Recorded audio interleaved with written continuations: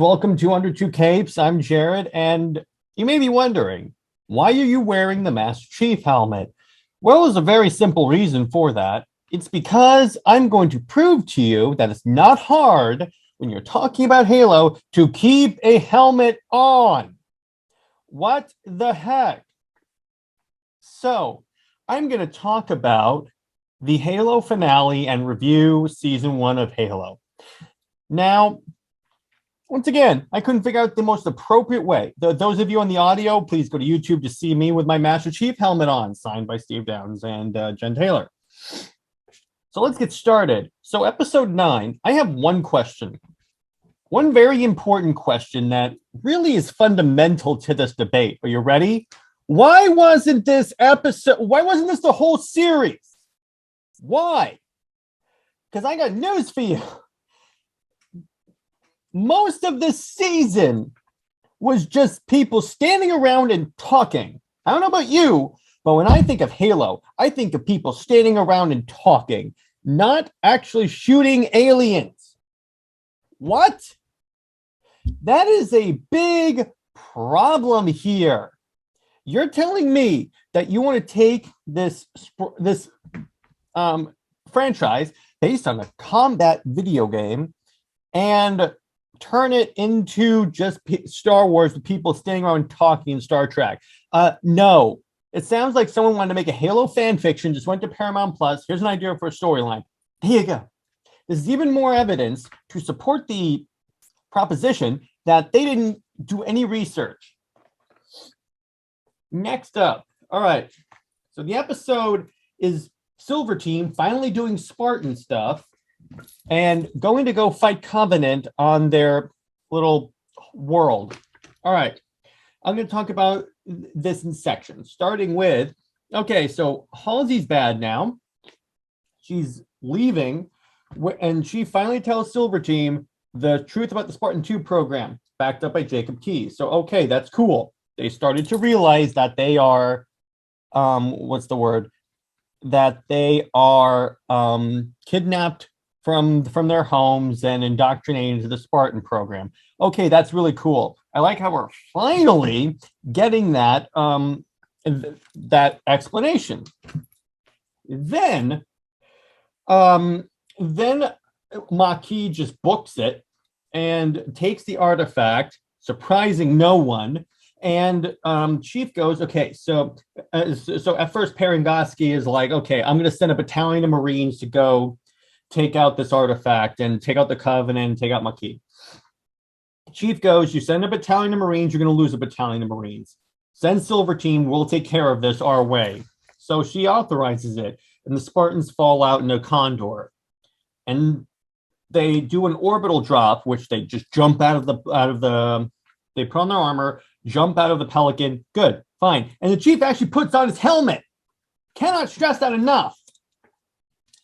So next up, they land, they kill a bunch of grunts, to which Vanek picks up a needler and then goes, come to daddy. I love that because the needler is fantastic in this show. Then they get compromised, they get spotted by the Covenant, and then this whole battle starts with apparently 4,000 elites are hidden in this island. My problem with this battle scene, I have two problems. The second one comes later. But the first part is, so you have these elites that are supposed to be the military commanders of the Covenant, these elite commandos, if you will. And they were in episode 1 and episode 2. In this episode, they just run at them in waves, not even like taking cover or approaching in squads. No, they just run. That is a huge problem here. What is going on? Again, they clearly don't know what they're talking about when they say, oh yeah, we did talk about the lore. No, you didn't. Because if you did, you would understand the elites would never just charge. That would be grunts. If it were grunts, then that would be a 100% lore accurate, because they've done that. They send armies of grunts just charging. Oh my gosh, suicide grunts charging the Spartans would be so terrifying. Okay. So we have that. And the Spartans are fighting. Then the brutes show up. We got a couple of brutes with a few with spikers, a few with gravity hammers. So the Spartans go fight those guys. And then Atriox shows up. Yes, that is Atriox. And then they actually, for the first time in a Halo series, and this should say something, they actually start doing the Halo theme song, the da-da-da-da, da-da-da-da. Yeah, they start doing that in the last episode of season 1. What does that tell you? So the chief goes to fight Atriox and gets like house, which is accurate if you saw the Halo 1 cut, the Halo Infinite first cutscene. So that was cool. Then, let's see, what else? Oh my gosh. Then they get in, and the chief somehow interfaces with the artifact, even though he doesn't touch it, and gets Maquis and basically says, okay, come with us or just stop this. This isn't real or something like that. This dream world on the Halo ring. Then Maquis is shot because the chief is like standing out there, and Silver Team is like, we have to get Chief out of the firing line. So Kai's strategy, which I liked, was to just shoot Maquis. So Maquis dead. Oh, also, in this episode, they explain that she wasn't actually in the Covenant. Their whole idea was to just use her to access the artifact, make her think she was important, and then just kill her. That's what they should have explained. Instead of just leaving us here going, why is there a human in the Covenant? That is the most unlore accurate thing ever. That is freaking nuts. Okay. And then my other problem is that the Spartans are taking cover in the building where the artifact is. Fine. But they don't look up and see the prophets just hanging there. 3 well-placed shots could cripple the Covenant leadership. That's it. And the Spartans don't try at all. That's my second issue with this. So then the Spartans start taking casualties. Riz is stuck with a plasma grenade and she blows up. She lives as far as I know. And the chief is like, listen, Cortana, take over my body. That's the only way to get Silver Team out and to be able to get the artifact. So she does eventually, because the chief apparently dies. I'm not convinced that he's actually dead, because no way they'd be that stupid to actually kill off the Master Chief. So Cortana takes over Chief's body, and then we get the lore-accurate portrayal of Chief. And what does that say? That they have to let someone else take over Chief's body in order to get the game-accurate Chief. He's dual-wielding plasma pistols. He's knocking grunts without even looking at them. He calls it an airstrike on Atriox. Actually, that's my third issue. So Cortana Chief, if you will, can remote pilot the Condor to like gun down the army of elites. Why didn't they do this when the battle first started? Why? You're telling me you had the ability to airstrike the Covenant and you didn't use it. What is going on here? It's really annoying. So then what I'm going to go on to is that, so she takes over, they evac the artifact in Silver Team and fall out. And then Chief is like, not talking, cool, and actually acting like the Master Chief. Then they fall out. We find out Halsey escaped. Not after. This was actually really cool. So Halsey escapes, but to get the UNSC off her trail, she lets out a flash clone of herself, and that gets captured and dies. And Miranda's the only one to see it in time. So I like that she's tricking the UNSC. So she's gone. So this is the new status quo. Also, here's how you know this episode's great. No Kwan. They killed Maquis and they didn't feature Kwan. That's fantastic. I really hope knowing my luck, season 2 will be all Kwan. But I'm just happy we didn't have her. So that's in a nutshell episode 9. If I had to give this one a score out of 10, I would give it a 7 out of 10 because it actually had action, actually felt like a Halo mission, had the Halo music, had an accurate Chief, and still had some nice peaceful parts. Oh my gosh. So then that gets to season 1. What do I think of season 1? I just want to see so 10 minutes. Okay, so that was 10 minutes. So in terms of season 1, okay, so I started off watching the show. I thought it was good. Episode 1 was pretty solid, in my opinion, at least. Except for the helmet being taken off. That was like BS.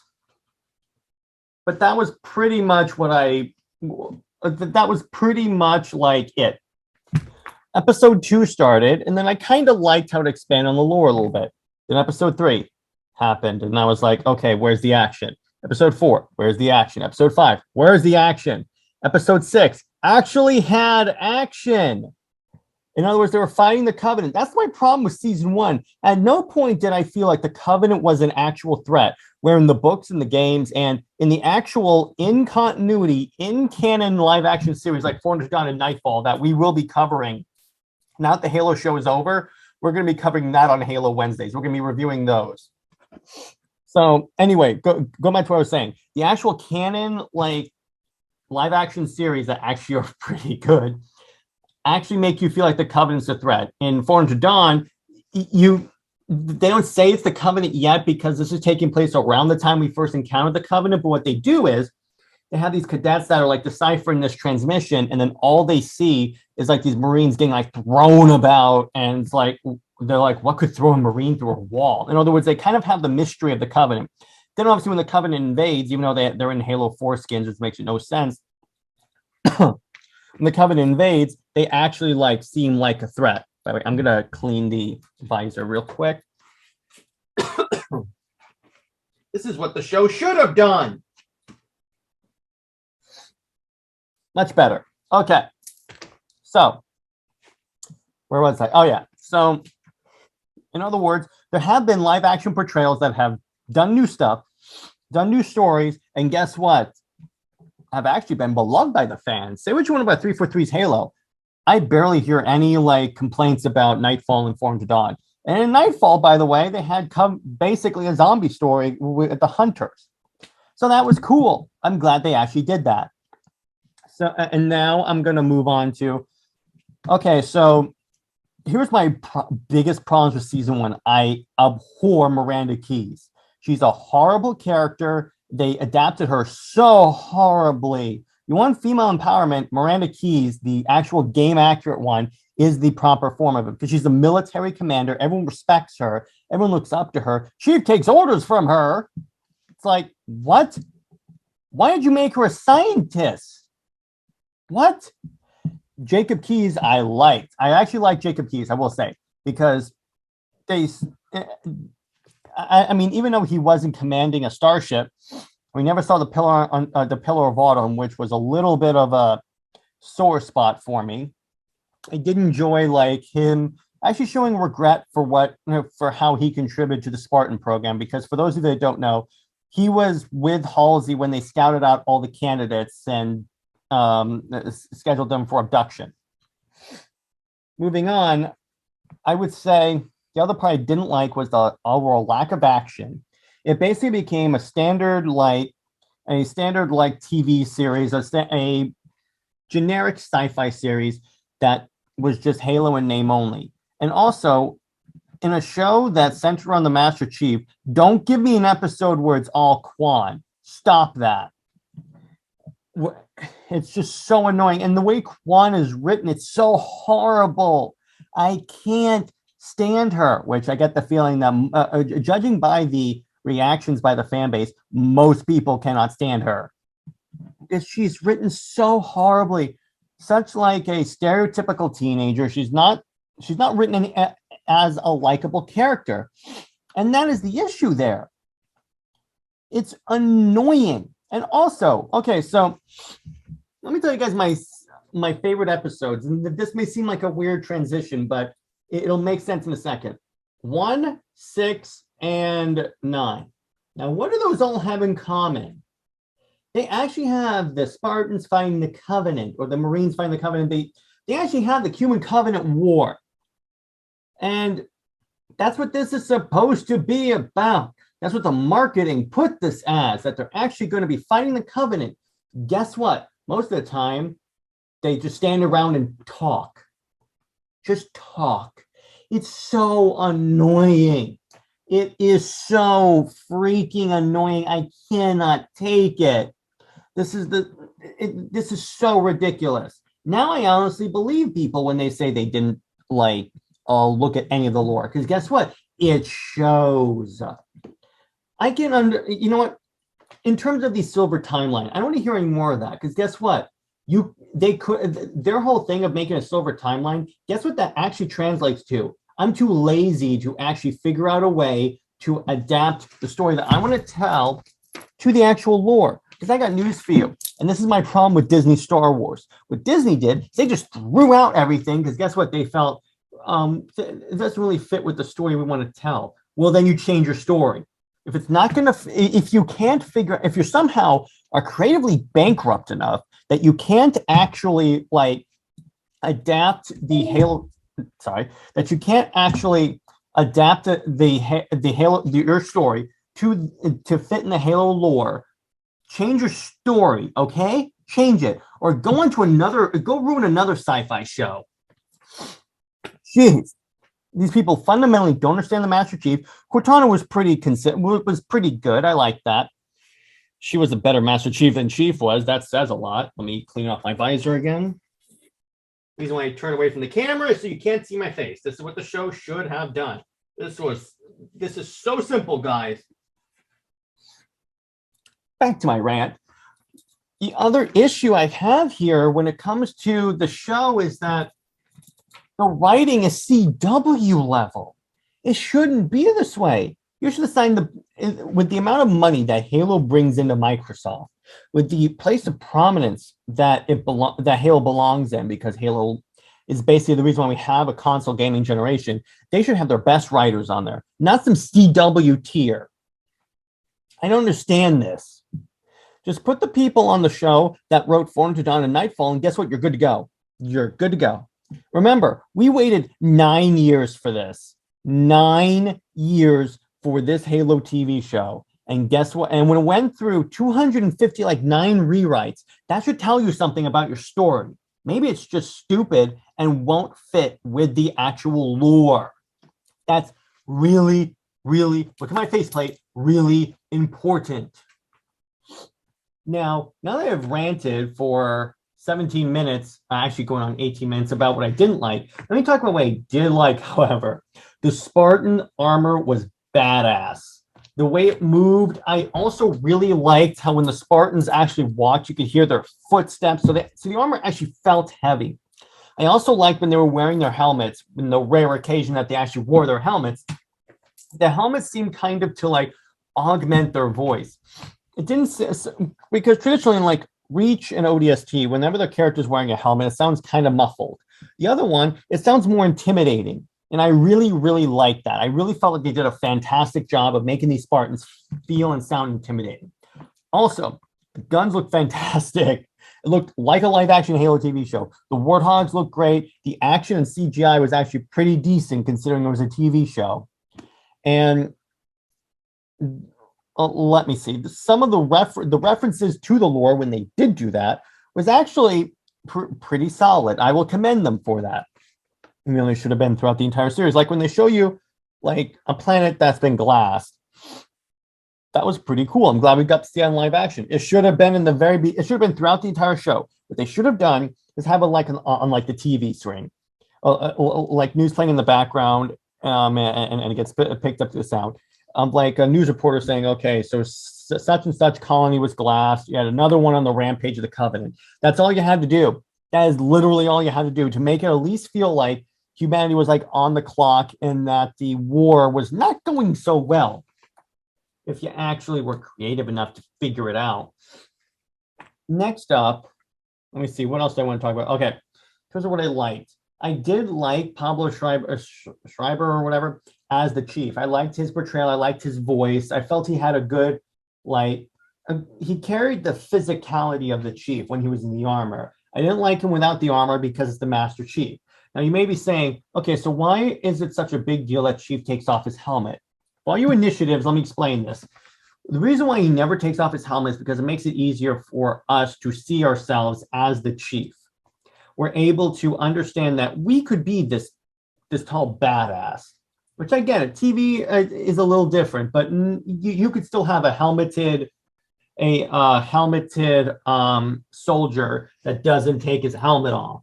And let me put it this way, if the actor didn't want to do that, if the actor has a problem with that, tell him we're going to move on to another actor. Because if you're a true Halo fan, you understand that you don't take the helmet off ever. Not like with the show, too. With the show, it's like helmet on, helmet off, helmet on, helmet off. It's like they were intentionally messing with the fans, and that's generally not a good idea. It was really, really annoying. So what else do I want to talk about? What else did I really like? I like the music, even though we didn't get the dun-da-da, for 9 episodes. That shouldn't have happened. That should have been like when the chief first shows up, or like when he goes God mode on those Covenant when he's trying to save Kai. That should have been when they started playing that. But no. I wish we also got like some indication of where Sergeant Johnson is. But I did like when they're at the UNSC base, and all of a sudden you hear on the radio, Commander Shepard to the, I forget what it was, but it was another Mass Effect reference. So I turned to Tyler and I'm like, did they just drop him? Did they just say Commander Shepard? That was cool. I did like they referenced Corporal Sarah Palmer. So I was like, oh, okay. I like this. Again, this goes back to what I did like. I did like how they gave out, like how they, I did like how they brought in the other lore. That was actually really cool. I did enjoy that a lot. Now, moving on, what I also did really like was the Covenant designs. I liked the Elite's armor. I liked how they looked. That was one thing that was really concerning to me about like the way that the Covenant was going to be portrayed, because CGI typically doesn't have that big of a budget. So coming into this, I was a little nervous. Then I see them in episode 1 and I was like, oh, that's so cool. I also really liked how they showed up in episode 1, because where they showed up is that they just murk all of Kwan's friends and then she's running. You don't necessarily see the full Covenant yet. Obviously, you just see plasma rifle shots flicker through the air and kill people. And then the door gets exploded, and then you just see elites walking in here, war. So that's pretty cool. And then we also have the egregious problem with episode 1 where the rebels are using miniguns that don't do any damage against the Covenant, but then when the chief grabs it and picks it up, all of a sudden he's like mowing down elites, and I'm like, that shouldn't have happened.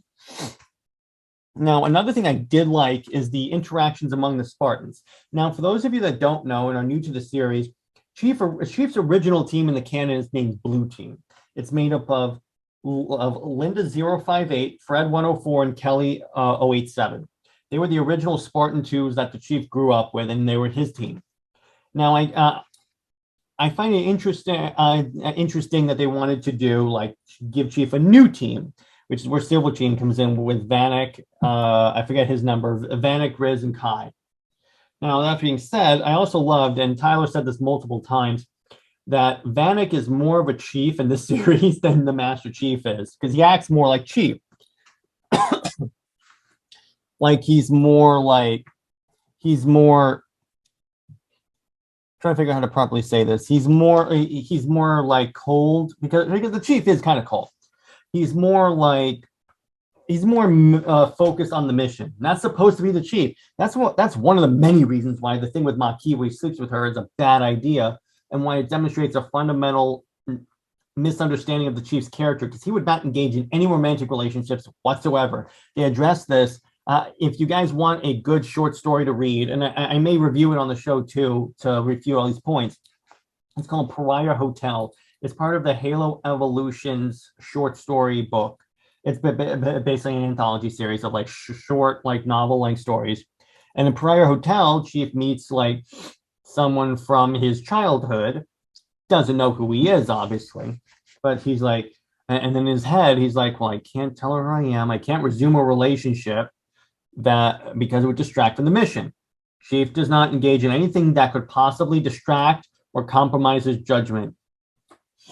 And he wouldn't do it with a Covenant spy that he literally just met. And he wouldn't go, oh, I trust you. Even though she came out of a drop pod right in front of him, he knows she's a Covenant spy. What the heck? I don't understand this.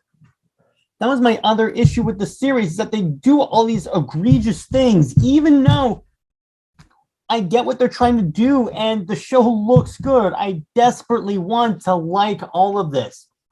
The problem is that when they try and improve on the product, That's ultimately the issue. When the executives decide, you know what, this isn't good enough. I have a better, I know better. We have the same thing with like DC and Marvel movies and now Halo. These executives that aren't creatives, and I talked to Gabe El-Taib about this.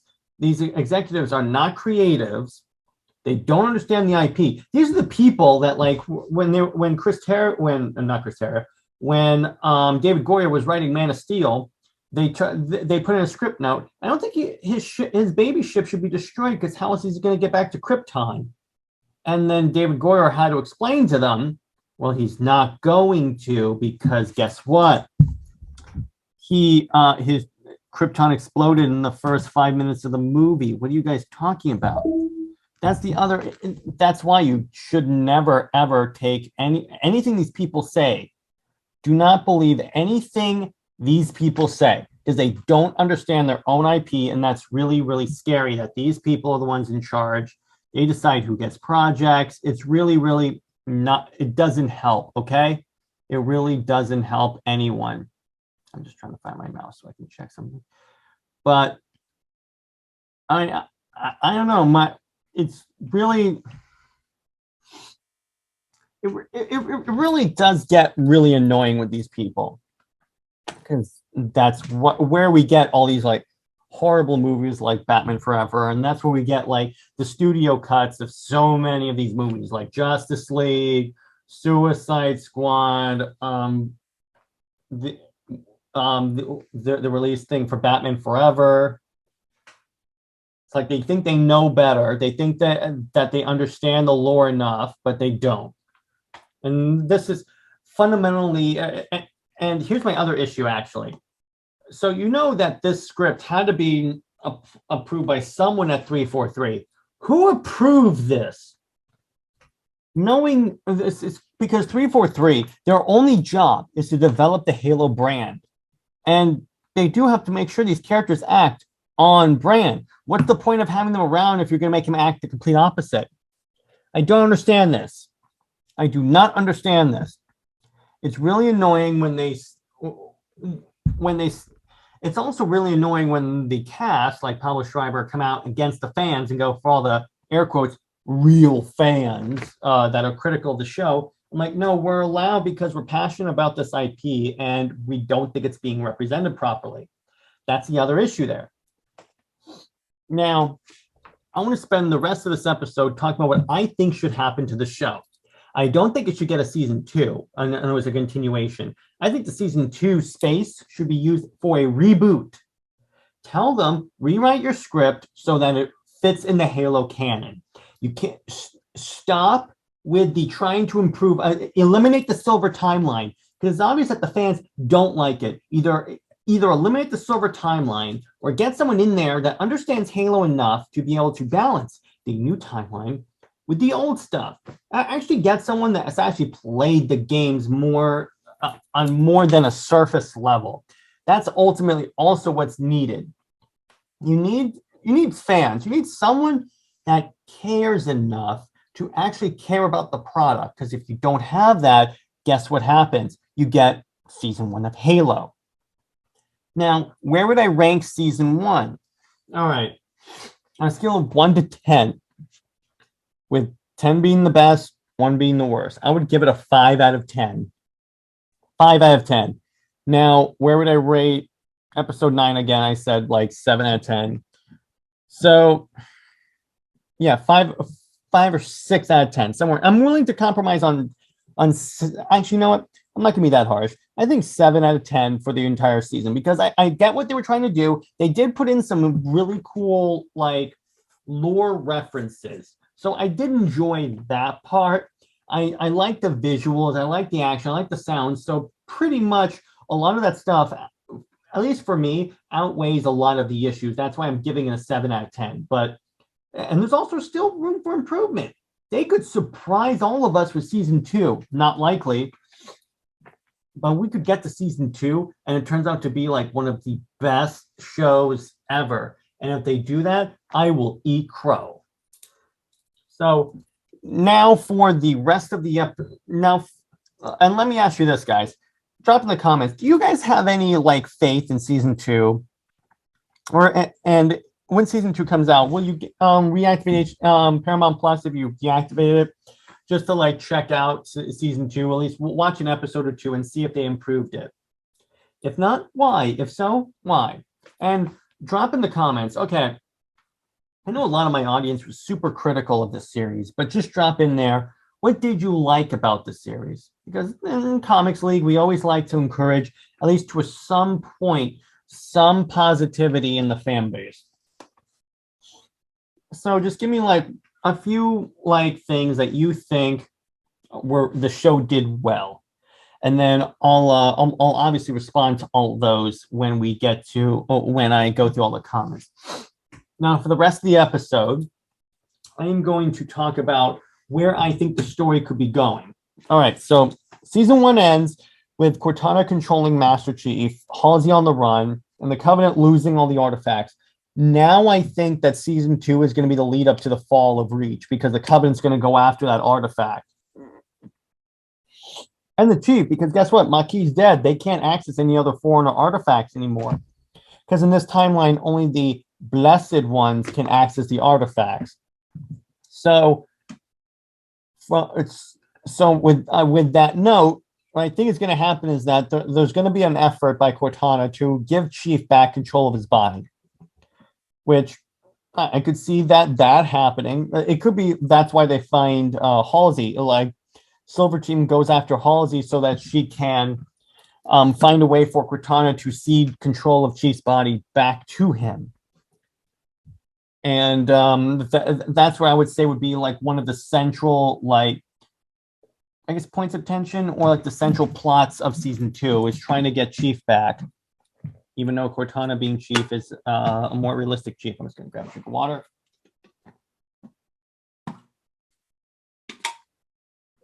So, and then it's going to be building up to the fall of Reach, like the Covenant by putting a tracer like on a UNSC ship like they did in the books, track it to Reach, because they figure that that's where the humans took the artifact. Then we're going to get a Covenant invasion of Reach, and then the actual fall of Reach. So, and then maybe we'll see more Spartans. That's another critical thing that I have to mention. Where are the other Spartans? Because you see them in the flashback with Chief's training. There's like, I think 150 Spartans. Actually, no, there were 75 that made it through the initial selection phase, and then 30, roughly height of 35 is the amount that made it through the augmentation. So let's just say there's 35 Spartans. Where are they? You even see in the armor bay, there's like rows and rows of those armor, like Tony Stark things that put the armor on them. Where are they? The only Spartans you've seen are Silver Team, which I get it. Maybe they're the only team that's what's the word, stationed on Reach. But when you think about it, Reach is like the most important planet in the UNSC. When you think about it, there would be multiple Spartans stationed there, right? So that's what I'm wondering. It's like, where are they? But okay, beyond that, maybe we'll see more Spartans. Maybe we'll see some flashbacks to like them putting on the armor for the first time. Maybe I really hope in season 2 they don't show more Kwan, because I think that they completed her arc. Although I highly doubt that as well, because guess what? They need her to access the monitor that flew up, and her father met the monitor. That's why he got so crazy that they established. So Kwan is probably gonna show up. I pray to God they make her they write her better. I really hope that the new showrunner, because the old ones left, I really hope the new showrunner is actually a Halo fan that can actually course correct this show. In other words, I hope that they take the respectful fan criticism to heart and decide, you know what, let's look at what works, let's look at what doesn't work, let's look at what the fans want, let's look at what fans hate, and then let's take that what's the word? Let's take that that feedback and work on creating a show that the fans will really love. Because right now there are fans of the show and there are not fans of the show. You need to figure out some way to, I guess, synergize those two groups as best as possible. You're not going to be able to get everyone, but you can at least get a larger group. And I get it. If you want to, the problem is that when you appeal to the mainstream, you actually have to, and that's what they're trying to do, which that's fine. They want to be able to grow the Halo brand. They need more fans to do that. I got that. But what they keep doing is they keep delivering a subpar product like Halo Infinite's multiplayer or the show, because a lot of normies don't like the show either because of the horrible writing. They need to improve their writing. The writing really is the key here, because if you can fix the writing, then everything else looks really good, because you already have fantastic visuals, fantastic prompts. Everything else is fantastic. The writing is horrible. Once you fix the writing, you have the potential for a fantastic show. Case in point, look at episodes 1, 6, and 9. Fantastic episodes. They felt like Halo. And also, one more, I can't even going to say this because this really should be obvious when it comes to the Halo series. Actually have action in the series in more than 3 episodes. I can't believe I honestly have to say that, because it's like, oh, I get that they want to have like 1 or 2 where people discuss and world build and build out this Halo universe. I got that. But you can't have the entire series be that. And also, don't have the Chief do this. Helmet on, helmet off, helmet on, helmet off. Don't do that. Make up your mind. He either has the helmet on or he has the helmet off. You can have him take it off once in the episode. That's it. Then it has to go immediately back on, which I think that while Cortana's controlling Chief, I think he's going to keep the helmet on. And then knowing our luck, if and when they revert power from Cortana to Chief, that's when they're going to, that's when he's going to take off his helmet. Man, it's really hot wearing this helmet, but I'm committed. So that's where I think the show is going to go. I think they're going to, the central plot will be trying to get Chief back, or at least that'll be Kai's main thing, because if you notice, she goes to Cortana Chief. He goes, "John, is that you?" He just turns and looks at her and doesn't say anything.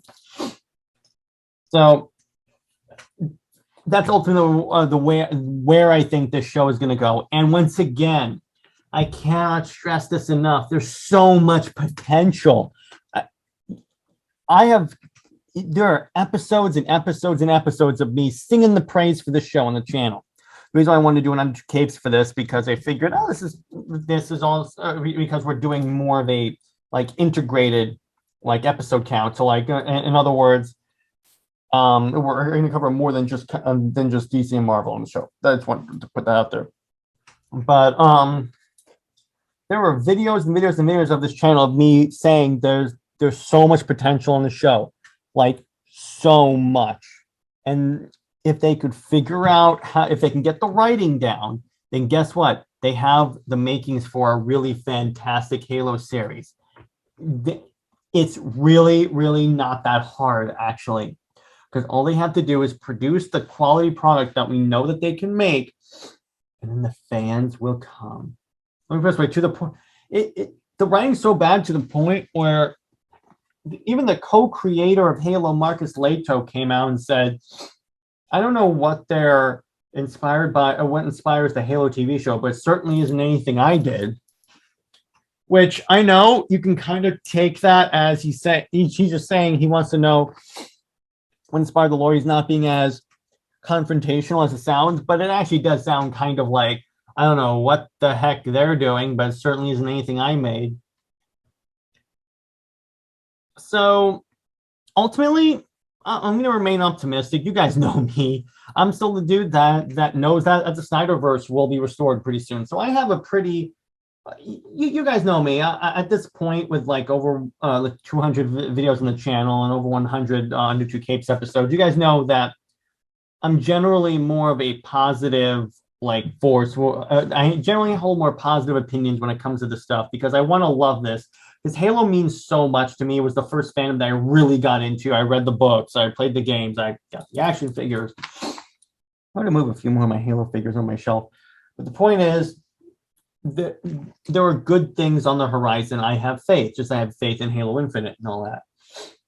But anyway, that's where I'm going to leave it for this week. I hope you guys enjoyed the Sun 2 Capes episode. In terms of what our plans are for the channel, we're going to be doing weekly live streams every Saturday at 8 p.m. Eastern. So if you guys want to come and interact with us, you can do that. We're going to do more collaborations with a lot of my friends like Dawson. We're going to have a few new collaborations coming up. I'm really excited. And generally, we're going to be sticking to this upload schedule of every Monday is a general video. Wednesday is Halo themed or Star Wars themed, but most likely Halo themed. And then the weekends are going to be under 2 capes. Whether or not that's Friday, Saturday, or Sunday is just dependent upon our schedules and what it looks like. But pretty much this upload schedule actually works for me really well, and we're going to stay with that one. And so that's what you can expect in the future. We'll be doing a lot more like really fun debate episodes really soon. And I hope you guys enjoyed this because it's really hot in here to be wearing this helmet on for now 42 minutes. But it was fun, and I hope I demonstrated that it's possible to actually do a really entertaining podcast episode or just an episode in general and keep on the helmet. Anyway, hope you guys enjoyed this episode again, and I will see you guys in the next one. Stay heroic, everyone. Bye-bye.